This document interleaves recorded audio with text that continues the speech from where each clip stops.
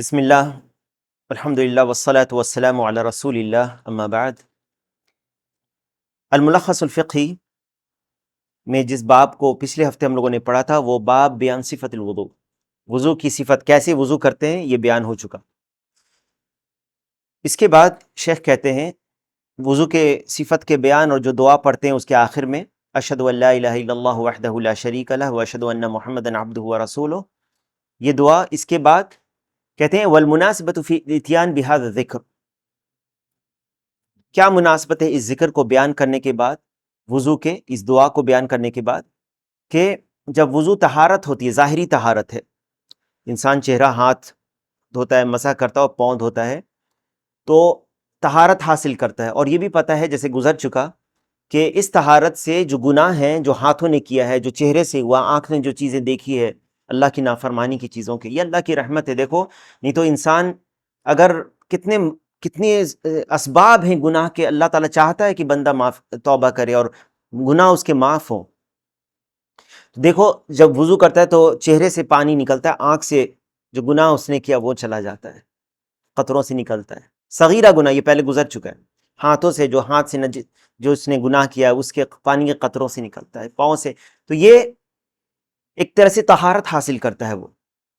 اور اب یہ مناسب ہے کہ باطنی طہارت بھی اس کی ہو، اسی لیے وہ تجدید کرتا ہے توحید سے اور توبہ سے، اشہد ان لا الہ الا اللہ وحدہ لا شریک لہ واشہد ان محمدا عبدہ ورسولہ، اور جب یہ کہتا ہے اللہم اجعلنی من التوابین وجعلنی من المتطہرین، اے اللہ مجھے توابین میں سے بنا، توبہ کرنے والوں میں سے، اور پاک رہنے والوں میں سے، طہارت حاصل کرنے والوں میں سے، متطہرین میں سے بنا۔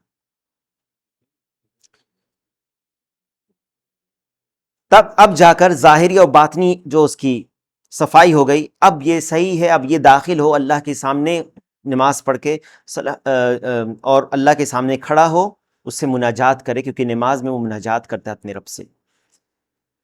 شیخ کہتے ہیں وَلَا بَأْسَ أَنْ يَنْشِفَ الْمُتَوَضِّئُ أَعْضَاءَهُ، اس میں کوئی حرج نہیں ہے کہ وضو کرنے کے بعد وضو کرنے والا شخص اپنے اعضاء کو تولیہ وغیرہ سے پوچھ لے، سکھا لے، کوئی حرج نہیں۔ من ماء الوضوء بمسحہ بخرقۃ او نحوہا، کسی کپڑے وغیرہ سے پوچھ لے وضو کا پانی، کوئی حرج نہیں ہے، چھوڑ بھی سکتا ہے، جیسے بعض روایتوں میں پتہ چلتا ہے نبی صلی اللہ علیہ وسلم نے بعض اوقات چھوڑا بھی اور کسی تولیہ وغیرہ سے صاف بھی کیا، تو یہ دونوں کر سکتا ہے۔ ثم اعلم ایھا المسلم انہ یجب اسباغ الوضوء، اب شیخ کہتے ہیں کہ جان لو اے مسلمان کہ وضو کو پورا کرنا، اسباغ الوضوء، یہ ضروری ہے، واجب ہے۔ وہو اتمامہ باستکمال الاعضاء وتعمیم کل عضو بالماء، اور یہ کہ پانی کو پوری طرح سے اس عضو پر بہانا، جو وضو کے اعضاء ہیں اس پر پانی کو اچھی طرح سے بہانا، اور کوئی چیز اس میں سے چھٹنی نہیں چاہیے۔ ولا یترک منہ شیئا لم یصبہ الماء، چہرے دھونے میں ایسا نہیں کہ آپ نے جلدی سے چہرے پر پانی مارا اور ادھر آپ کا سوکھا رہ گیا، یہاں پہ آپ کا سوکھا رہ گیا، یہاں پہ سوکھا رہ گیا، وضو نہیں ہوگا۔ وضو کیا آپ نے، کیوں نہیں، سوکھی رہ گئی، نہیں، اتنا جلدی کیا، جلدی میں بعض حصہ سوکھا رہ گیا، یا پاؤں کا بعض حصہ سوکھا رہ گیا، وضو صحیح نہیں ہوگا۔ تو اسباغ الوضو، اچھی طرح سے وضو کرنا، اور یاد رکھیں وضو اچھی طرح سے کرنے میں یہ ضروری نہیں کہ پانی بھی زیادہ خرچ ہو۔ بعض لوگ، اللہ ہم سب پر رحم کرے، اللہ ہم سب کو ہدایت دے، پانی اگر زیادہ خرچ کرنا بھی یہ اسراف ہے۔ دیکھو کہتے ہیں کہ فقد رأى النبی صلی اللہ علیہ وسلم رجلا ترک موضع ظفر علی قدمہ، نبی صلی اللہ علیہ وسلم نے دیکھا ایک شخص کو کہ اس کے قدم میں ایک سوکھی جگہ رہ گئی ہے، پاؤں میں جو دھونے کی جگہ ہے وہاں پر سوکھی رہ گئی ہے۔ آپ نے کہا ارجع فاحسن وضوءک، جاؤ لوٹو اور جا کے پھر سے وضو کر کے، اچھی طرح سے وضو کر کے۔ اور بعض نبی صلی اللہ علیہ وسلم کے ازواج مطہرات سے یہ روایت ہے کہ نبی صلی اللہ علیہ وسلم نے دیکھا کسی شخص کے پاؤں میں کیا لگا ہوا تھا، سوکھا حصہ باقی رہ گیا تھا، درہم کے برابر سوکھا حصہ اس کے پاؤں میں تھا، جس میں پانی نہیں پہنچا تھا۔ تو اللہ کے نبی صلی اللہ علیہ وسلم نے حکم دیا کہ وہ وضو کو دہرائیں، صلاح کو دہرائیں۔ وہ آدمی نماز پڑھ رہا تھا، کہا کہ تم وضو اور نماز کو دہراؤ۔ وقال ویل للعقاب من النار، بعض لوگ وضو کر رہے تھے، اللہ کے نبی صلی اللہ علیہ وسلم نے بلند آواز سے پکار کر کہا اس چیز کو، جب دیکھا کہ ان کی ایڑیاں جو ہیں وہ سوکھی ہیں، سوکھی رہ رہی ہیں، وضو کر رہے ہیں، اس وقت نبی صلی اللہ علیہ وسلم نے بلند آواز سے کہا ویل للعقاب من النار،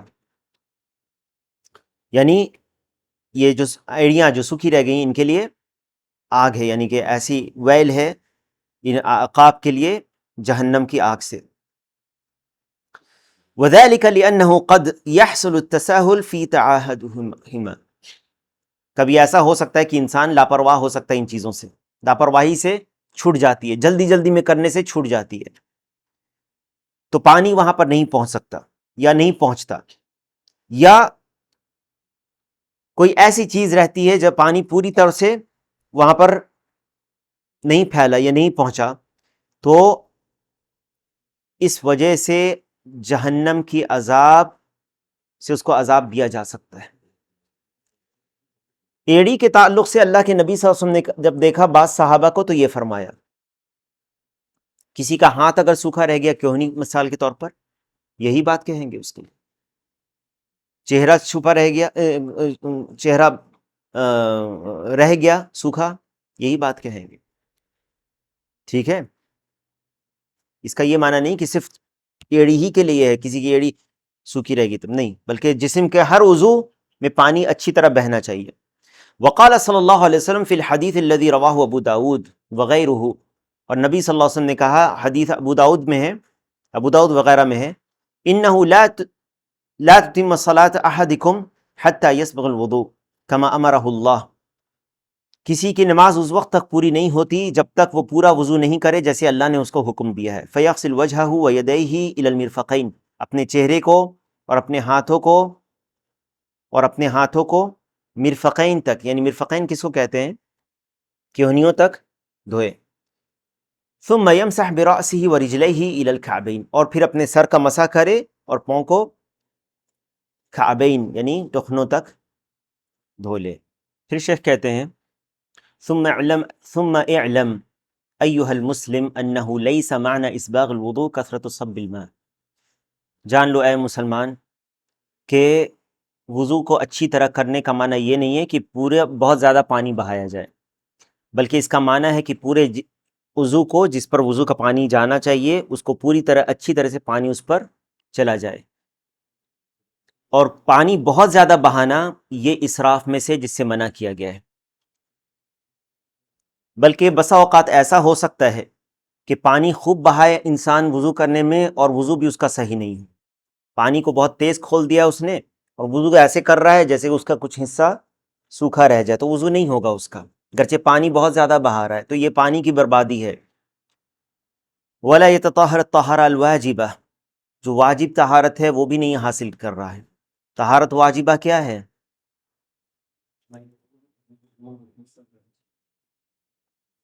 کوئی شخص کہہ سکتا ہے کہ میں نے وضو کیا اور ایک وضو کو چھوڑ دے گا؟ طہارت واجبہ کم سے کم ایک بار کرنا، ان اعضاء کو دھونا، ٹھیک ہے؟ تو اس نے 3 بار تو دھویا، لیکن جو سوکھا رہ گیا تو ایسا جیسے اس نے ایک بار بھی نہیں دھویا، کیونکہ کم سے کم اس کا وہ حصہ جو بھیگنا چاہیے، جس سے پانی، یا تر ہونا چاہیے جس سے پانی بہنا چاہیے، وہ اس نے نہیں بہایا۔ وَإِذَا حَصَلَ إِسْبَاغُ الْوُضُوءِ مَعَ تَقْلِيلِ الْمَاءِ، اگر پوری طرح سے اچھی طرح وضو کر لیا آپ نے کم پانی میں، فَهَذَا هُوَ الْمَشْرُوعُ، یہی مشروع ہے۔ فَقَدْ ثَبَتَ فِي الصَّحِيحَيْن، صحیحین میں ثابت ہے، انہ صلی اللہ علیہ وسلم کان یتوضأ بالمد، کہ نبی صلی اللہ علیہ وسلم مد سے وضو کرتے تھے۔ مد، ایک مد کتنا ہوتا ہے؟ اوسط درمیانے قد کے آدمی کا، دونوں ہاتھ کو جمع کر لیں تو جو پانی آئے گا، یہ دونوں ہتھیلی کو جمع کرتے ہیں نا، یہ ایک مد ہے، یہ ایک مد، یعنی کھجور وغیرہ جو رکھ کر کے جو آپ ڈالتے ہیں تو یہ ایک مد ہے، اور جو کنٹینر ہوتا ہے ایک مد کا، وہ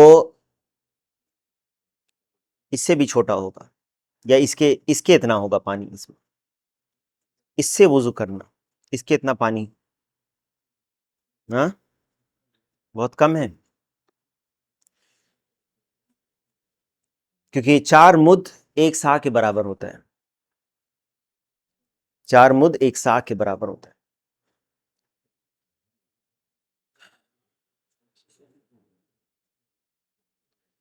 تو نہا عن پانی کو بہانے سے منع کیا ہے، کتنا؟ نبی صلی اللہ علیہ وسلم ایک مد میں، ایک مد سے زیادہ بھی ہو سکتا ہے، یعنی ایک مد تک میں کرتے تھے، یعنی ایک مد سے زیادہ بھی ہو سکتا ہے۔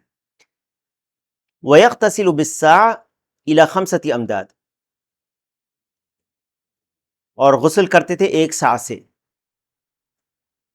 1 سا سے لے کر 5 امداد، 5 مد تک، یعنی 4 مد 1 سا ہوتا ہے، تو آپ سمجھ لیں کتنا ہوتا ہے غسل کرنے میں۔ وَنَهَى صلی اللہ علیہ وسلم عن الاسراف فی الماء، نبی صلی اللہ علیہ وسلم نے پانی بہانے سے، برباد کرنے سے منع کیا۔ فقد مر صلی اللہ علیہ وسلم بسعد وهو يتوضا فقال، نبی صلی اللہ علیہ وسلم گزرے سعد رضی اللہ عنہ کے پاس سے، کہا کہ جب وہ وضو کر رہے تھے، ما هذا الصرف، یہ بربادی، یہ فضول کا پانی بہانا کیسا ہے، صرف کیسا ہے؟ فقال افی الوضوء اسراف، وہ یہ سمجھ رہے تھے کہ یہ وضو ہے نا، یہ تو عبادت ہے، کیا اس میں بھی اسراف ہوتا ہے؟ تو نبی صلی اللہ علیہ وسلم نے کہا نعم ولو کنت علی نہر جار، ہاں گرچہ تم ایک جاری ندی کے اوپر بھی ہو۔ حالانکہ یہ حدیث میں کچھ کلام ہے، ضعیف ہے سندن یہ حدیث، اور اسے احمد اور ابن ماجہ نے روایت کیا ہے، علامہ البانی نے اس کو ضعیف قرار دیا ہے، لیکن علی کل حال پانی برباد نہیں کرنا ہے وضو میں، پانی برباد کرنے سے بچنا ہے۔ اب تو الحمدللہ نل وغیرہ ہے جس کی وجہ سے پانی کم برباد ہوتا ہے کہ آپ ہلکا سا کھول سکتے ہیں اس کو، نہیں تو پانی کو بہت تیز کھولیں گے تو بربادی ہے، تو ہلکا پانی کھولو اور اس میں وضو کرو، ٹھیک ہے۔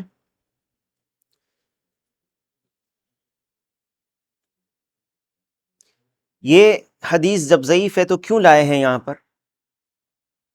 کیونکہ ضعیف حدیث تو بیان نہیں کی جاتی عام طور پر، ایسے کہتے ہیں رواہ احمد و ابن ماجہ۔ دیکھو شیخ کے جو مصنف ہے اس کے لکھنے کے طریقے سے پتہ چل جاتا ہے کہ اس حدیث میں ضعف ہے، کہتے ہیں وَلَهُ شواہد، اس کی شاہد موجود ہے، یعنی اگر بعض اہل علم نے اس حدیث کو ضعیف قرار دیا ہے، معنی اس کا صحیح ہے کیونکہ اس کی شواہد موجود ہے، یہ کہنے کا معنی ہے۔ وَالصَّرْفُ ضِدُّ الْقَصْدِ، وَأَخْبَرَ صلی اللہ علیہ وسلم أَنَّهُ يَكُونُ فِي أُمَّتِهِ مَنْ يَتَعَدَّى فِي الطُّهُورِ، یا من يتعدى فی الطہور، ایک چیز ہے طہور اور طہور، طہور یہ فعل ہے وضو کرنے کا، یہ طہور ہے، اور طہور جو پانی ہے، جو پانی ہے، اور یہ کہا کہ ان للوضوء شیطانا یقال له الولہان فاتقوا وسواس الماء، یہ بھی روایت سندن ضعیف ہے، ترمذی اور ابن ماجہ نے روایت کیا ہے کہ وضو میں کے کرنے پر ایک شیطان آتا ہے، شیطان کا نام کیا ہے؟ ولہان، تو وسوسے سے، پانی کا جو وسوسہ، اس سے بچو۔ کبھی کبھی بعض لوگوں کو اتنا وسوسہ ہوتا ہے وضو کرنے میں کہ وہ کئی بار وضو کر لیتے ہیں، اور اکثر ہوتا ہے بعض لوگوں کے ساتھ کہ وضو کرتے ہیں، جب وہ پوند ہونے لگتے ہیں تو کہتے ہیں کہ پتہ نہیں مسح کیا تھا کہ نہیں کیا تھا، لگتا ہے کبھی ایسا، لگتا ہے کہ کبھی مسح کیا تھا کہ نہیں کیا تھا، یا وضو کرنے کے بعد لگتا ہے کہ پتہ نہیں ناک میں پانی ڈالا تھا کہ نہیں، یا شیطان وسوسہ دلاتا ہے کہ ٹھیک سے ناک میں پانی نہیں گیا، وضو نہیں ہوا، تو انسان کیا کرتا ہے اس میں کہ اس وسوسے کے پیچھے پڑ کر، یاد رکھو وسوسے کا ایک علاج ہے، صرف وضو کے تعلق سے نہیں، ہر جگہ وسوسے کا ایک علاج ہے۔ کیا ہے وہ علاج؟ وسوسہ کو ترک کر دینا، چھوڑ دینا، یہی اس کا علاج ہے، اس پر دھیان نہیں دینا، اس کے اوپر عمل نہیں کرنا. یہ تو بڑا مشکل ہے. موسوس شخص جو ہوتا ہے، وسوسہ جس کو بار بار آتا ہے، وہ تو نماز میں اس کا دل نہیں لے گا کہ میرا وضو نہیں ہوا. ٹھیک ہے، لیکن یاد رکھو کہ جس چیز کا آدمی عادی ہوتا ہے، کرتا رہتا ہے، بار بار اس کو وسوسہ اگر آ رہا ہے اس چیز میں، جب وہ وضو کرتا ہے لگتا ہے کہ اب مسا نہیں کیا، کبھی پتہ نہیں کہ یا نماز میں پتہ نہیں یہ رکعت میں، اور ہر نماز میں اگر یہ وسوسہ آنے لگے تو بالکل مت اس پر دھیان دو.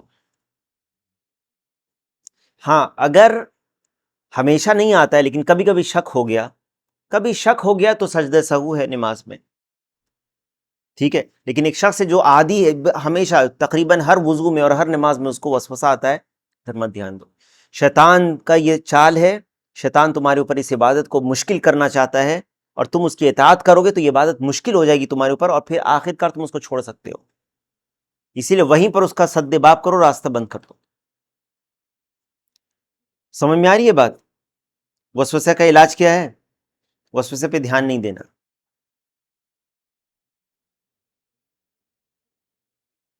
اور یہی وجہ ہے کہ پانی انسان بہت برباد کرتا ہے، اس وسوسے کی وجہ سے بھی.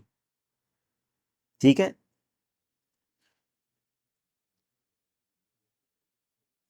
والصرف سب الماء، پانی میں بہت زیادہ اسراف کرنا کیا ہے؟ مع انه يضيع الماء من غیر فائدہ یوقع فی مفاسد اخرى. ایک تو پانی کی بربادی ہے، دوسرے اس کے اوپر اور بھی نقصانات ہیں. کیا ہیں؟ شیخ کہتے ہیں منها انه قد يعتمد على كثرة الماء فلا يتعاهد وصول الماء الى اعضائه فربما تبقى بقية لم. بہت یہ پہلے گزر چکا کہ ہو سکتا ہے کہ بہت زیادہ پانی کا استعمال کر لے، اور پانی استعمال تو کر رہا ہے بہت زیادہ، لیکن ٹھیک سے پانی ہر جگہ وہ نہیں پہنچا پا رہا ہے، اور اس کے تمام عضو ٹھیک سے نہیں دھل رہے ہیں، اور وہ اس کو جان بھی نہیں رہا ہے. پانی تو بہت تیزی سے بہا لیا لیکن وضو نہیں ٹھیک سے کر پائے. ولا یدری عنہا، جانتا بھی نہیں ہے. فیبقى وضوءه ناقصا، اس کا وضو ناقص رہ جاتا ہے. فیصلی بغیر طہارت، وہ ایسا ہے جیسے اس نے بغیر طہارت کی نماز پڑھی. اور کیا مفاسد ہے؟ منہا الخوف علیہ من الغلو فی العبادہ، غلو کا خوف ہے اس میں، عبادت میں. فإن الوضوء عبادہ، کیونکہ وضو عبادت ہے، اور عبادت میں اگر غلو آ گیا تو کیا ہوگا؟ عبادت کو ختم کر سکتا ہے. اب ایک شخص جو ہے وضو کرتا ہے اور اس میں کسی عضو کو دھونے میں 3 بار نہیں اس کا دل بھرا، چوتھے بار کر لیتا ہے، اس نے ظلم کیا، حد سے زیادہ تجاوز کیا، جیسے کہ حدیث سے پتہ چلتا ہے. اگر اس نے چوتھے بار کر لیا، سر کا مسا ایک بار کیا پھر دوسری بار بھی کر لیتا ہے، وسوسہ. اور کیا کہتے ہیں؟ کہتے ہیں وَمِنْهَا أَنَّهُ قد يحدث له الوسواس في الطهارة بسبب الإسراف في صب الماء. وسوسہ آئے گا اس کو طہارت میں بہت زیادہ، دل نہیں لگے گا پھر اس کا کرنے میں، یہ گھنٹوں وضو کرتا رہے گا، گھنٹوں غسل کرتا رہے گا. اللہ ہم سب کو محفوظ رکھے. اللہ ہم سب کو، تو یہ ایک طرح کی بیماری ہے.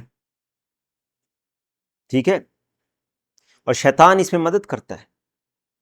اچھا یہ وضو نہیں ہوا، جب وضو نہیں ہوگا تو نماز نہیں ہوگی، جو نماز نہیں پڑھتا وہ کیا ہے؟ کافر ہو جائے گا. فوراً وہیں پر رکو. ٹھیک ہے،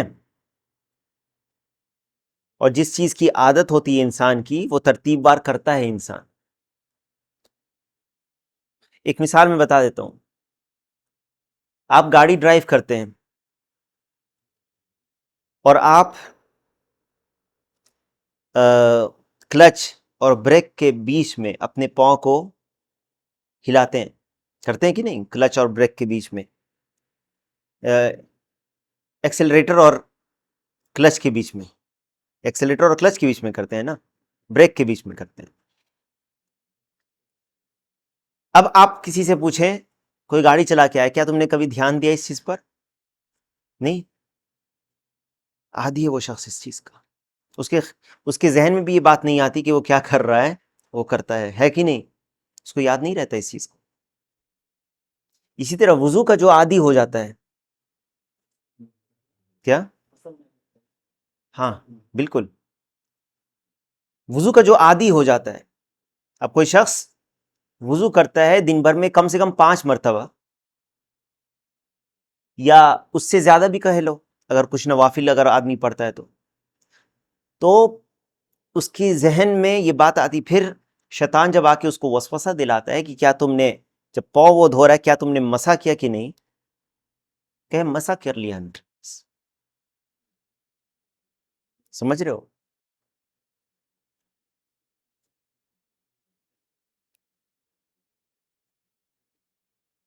کہتے ہیں والخیر کلہ فی الاقتداء بالرسول صلی اللہ علیہ وسلم، تمام خیر رسول صلی اللہ علیہ وسلم کی اقتداء میں ہے، نبی کی پیروی میں ہے، اور سب سے بدترین امور دین میں نہیں نکالی ہوئی چیزیں ہیں، وشر الامور محدثاتها، وفق اللہ الجمیع لما یحبہ ویرضاہ۔ پھر شیخ دعا دیتے ہیں کہ اللہ تعالیٰ تمام کو اس چیز کی توفیق دے جو اللہ تعالیٰ جس چیز کو پسند کرتا ہے، محبت کرتا ہے، جس چیز سے راضی ہوتا ہے، آمین یا رب العالمین۔ فعلیک ایھا المسلم بالحرص علی ان یکون وضوءک وجمیع عبادتک علی الوجہ المشروع، تو اس چیز کے لیے حریص رہو اے مسلمان کہ تمہاری وضو اور ہر عبادت صحیح طریقے پر ہو، جو مشروع طریقہ، اور مشروع طریقہ کون سا ہے؟ جو نبی صلی اللہ علیہ وسلم کا طریقہ ہے، من غیر افراط ولا تفریط، بغیر افراط اور تفریط کے، بغیر غلو اور بغیر فکلا طرفی الامور ذمیم، دونوں طرف مذمت کا راستہ ہے، جو وسط ہے، بیچ کا راستہ، درمیانہ راستہ، یہی رسول اللہ صلی اللہ علیہ وسلم کی سنت ہے۔ وخیر الامور اوسطها، سب سے بہترین چیز کیا ہے؟ جو درمیانہ راستہ ہے، یہی وسطیت ہے، چاہے وہ عقیدے میں ہو، چاہے وہ عبادت میں ہو، چاہے وہ معاملات میں ہو، یہی وسطیت ہے، یہی دین اسلام ہے، یہی رسول اللہ صلی اللہ علیہ وسلم کی سنت ہے۔ اللہ تعالیٰ نے ہمیں امت وسطہ کہا ہے، وَكَذَلِكَ جَعَلْنَاكُمْ أُمَّةً وَسَطًا لِتَكُونُوا شُهَدَاءَ عَلَى النَّاسِ وَيَكُونَ الرَّسُولُ عَلَيْكُمْ شَهِيدًا، یہود اور نصارہ کے غلو اور جفا کے بیچ میں، اہل بدعت اور اہل شرک اور اہل الحاد کے غلو اور جفا کے بیچ میں، یہ دین اسلام ہر معاملات میں، چاہے وہ عبادت ہو، چاہے وہ عقیدہ ہو، چاہے وہ معاملات ہو یا اخلاق ہو، ہر چیز میں وسطیت کا راستہ ہے۔ تو شیخ کہتے ہیں کہ بیچ کا راستہ، والمتساہل فی العبادہ ینتقصها والغالی فیہا یزید علیہ ما لیس منہ، دو چیزیں، ایک تو وہ جو کرتا نہیں عبادت، وضو نہیں کرتا یا ٹھیک سے نہیں کرتا ہے، یہ جفا ہے، اس کے عبادت میں نقصان ہوتا ہے اس سے، اور غلو کرنے والا جو شخص ہے یہ زیادہ بڑھا دیتا ہے، رسول کے طریقے سے آگے بڑھنے کی کوشش کرتا ہے، اور جو سنت پر ہے وہ رسول صلی اللہ علیہ وسلم کی سنت کو لازم پکڑتا ہے، اور یہی وہ شخص ہے جو اس کے حق کو پورا کرتا ہے۔ اللہم ارنا الحق حقا وارزقنا اتباعہ، اے اللہ ہمیں حق دکھا اور اس کی اتباع کرنے کی توفیق عطا فرما، وارنا الباطل باطلا وارزقنا اجتنابہ، اور ہمیں باطل باطل ہی دکھا، یعنی ہم باطل کو باطل سمجھیں اور ہمیں اس سے اجتناب کرنے کی توفیق دے، ولا تجعلہ ملتبسا علینا فنضل، اور ہمارے اوپر حق اور باطل گڈمٹ نہ ہو جائے، اے اللہ کہ ہم گمراہ ہو جائیں، اے اللہ ہمیں گمراہ ہونے سے بچا لے۔ سبحانک اللہم، اللہ تعالیٰ سے دعا ہے کہ اللہ تعالیٰ ہم سب کا جمع ہونا قبول کر لے۔ اللہم اغفر لجمیع المؤمنین والمؤمنات والمسلمین والمسلمات الاحیاء منہم والاموات، اللہ تعالیٰ ہم سب کی مغفرت فرمائے، ہم سب کی گناہوں کو معاف کر دے، تمام مسلمان مرد و عورتوں کو، چاہے وہ زندہ ہوں یا وفات پا چکے ہیں۔ سبحانک اللہم وبحمدک، اشہد ان لا الہ الا انت، استغفرک واتوب الیک۔ اللہم صلی وسلم وبارک علی نبینا محمد وعلی آلہ وصحبہ اجمعین، والحمد للہ رب العالمین۔